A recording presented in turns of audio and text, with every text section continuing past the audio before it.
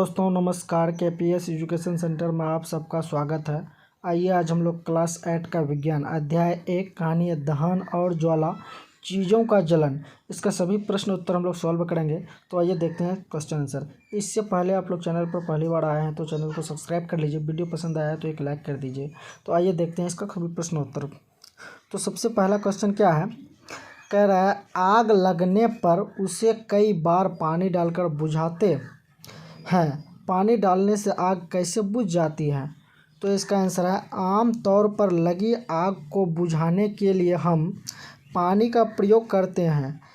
जल ज्वलनशील पदार्थ को ठंडा करता है, ऐसा करने से आग का फैलाव बंद हो जाता है।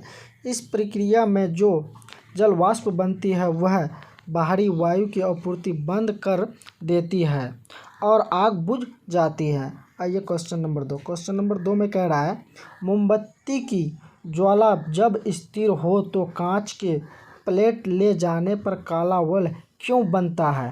तो इसका आंसर है मोम एक ईंधन है, यानी ऊर्जा का एक रूप है जो हाइड्रोजन तथा कार्बन से मिलकर बनी होती है। हाइड्रोजन सुनहली ज्वाला के साथ जलकर जल वाष्प बनता है। यह कार्बन को भी जलाता है और दोनों ज्वाला के साथ जलते हैं। लौ के इस दूसरे हिस्से में मोम के जलने से बना कार्बन मौजूद होता है, जिसके कारण कांच के प्लेट ले जाने पर काला वलय बनता है। आइए क्वेश्चन नंबर 3। क्वेश्चन नंबर 3 में कह रहा है अगर किसी दुर्घटना में कोई व्यक्ति आग की चपेट में आ जाए तो उसे बचाने के लिए कंबल में लपेट दिया जाता है, ऐसा क्यों।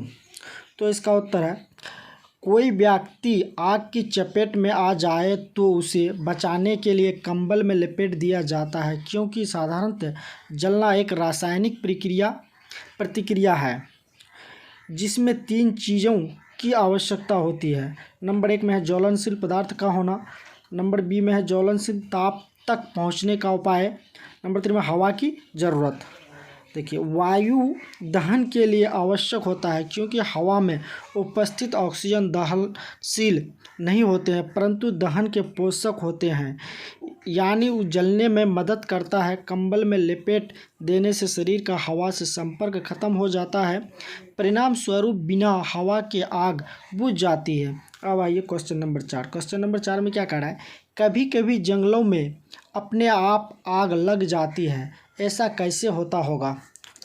तो इसका उत्तर है कभी कभी जंगलों में अपने आप आग लग जाती है। गर्मियों के मौसम में बहुत अधिक गर्मी पड़ने पर कुछ स्थानों में सूखी घास आग पकड़ लेती है, जिससे पूरा जंगल ही आग की लपेट में आ जाता है, जिसे दावानल कहते हैं। गर्मी या पेड़ के बीच घर्षण से उसका तापमान बढ़ जाता है, धीरे धीरे वह तापमान पर पहुंच जाता है जहां पदार्थ जलना शुरू कर देता है। इस प्रकार जंगलों में स्वस्थ आग लग जाती है। अब आइए क्वेश्चन नंबर 5। क्वेश्चन नंबर 5 में कह रहा है गोलू ने आधा पेट्रोल और आधा पानी लेकर एक मिश्रण बनाया। उसने एक कपड़े को इस मिश्रण में भिगो दिया, इसके बाद एक माचिस की तिल्ली से इसे जलाया। आग लगी पर कपड़ा नहीं जला, ऐसा कैसे हुआ होगा। तो इसका आंसर है वह तापमान जिस पर पहुंचने के बाद कोई पदार्थ जलना शुरू कर देता है उस पदार्थ का ज्वलन ताप कहलाता है। पेट्रोल का ज्वलन ताप पानी के ज्वलन ताप से कम होता है, जिसके कारण पेट्रोल पहले आग पकड़ लेता है और पानी से भींगी तौलिया ज्वलन ताप तक नहीं पहुंच पाते हैं, जिसके कारण वह जलने से बच जाता है। अब आइए क्वेश्चन नंबर 6। क्वेश्चन नंबर 6 में कह रहा है माचिस को जलाने के लिए उसे माचिस की डिब्बी से रगड़ा जाता है, ऐसा क्यों। तो इसका आंसर है चूँकि लाल फास्फोरस अपने आप आग नहीं पकड़ता बल्कि रगड़ने पर ही जलता है।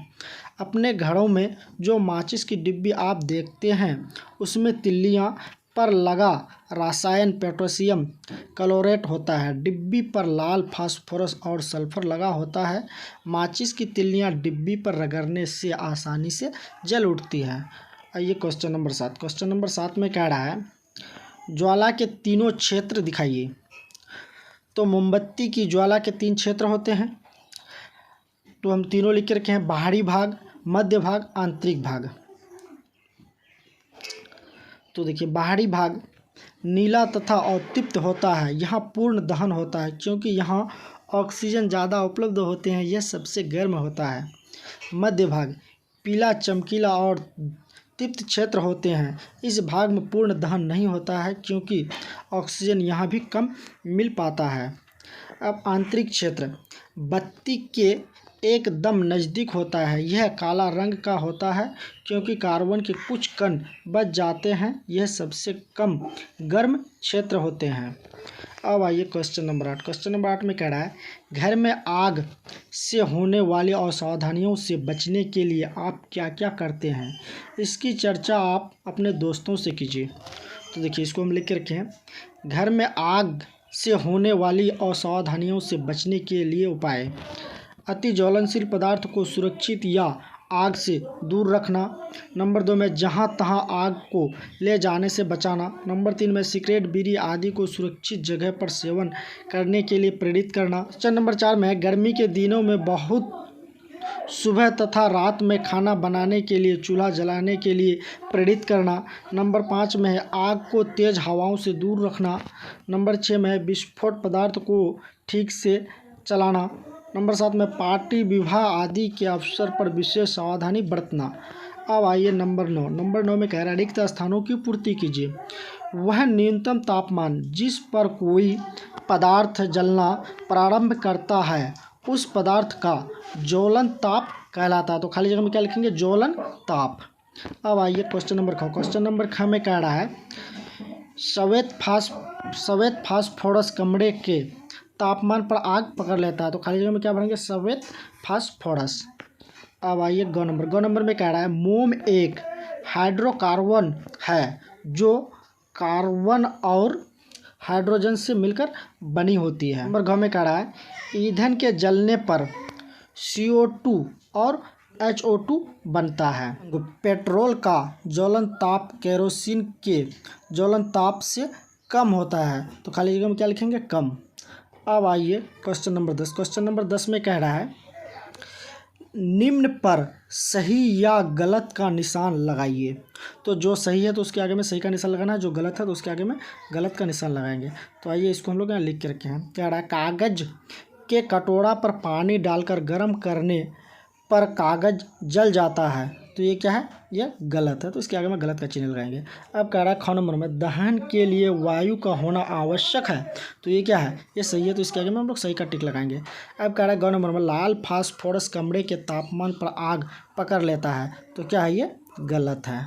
घ नंबर में क्या कह रहा है चूने का पानी में कार्बन डाइऑक्साइड गैस प्रभावित करने पर चूने का पानी दूधिया हो जाती है। तो ये क्या है, ये सही है, तो सही का टिक लगाएंगे। ग नंबर में कह रहा है अम्ल और सोडियम बाइकार्बोनेट प्रतिक्रिया पर कार्बन डाइऑक्साइड गैस बनाता है। तो ये भी क्या है, ये भी सही है।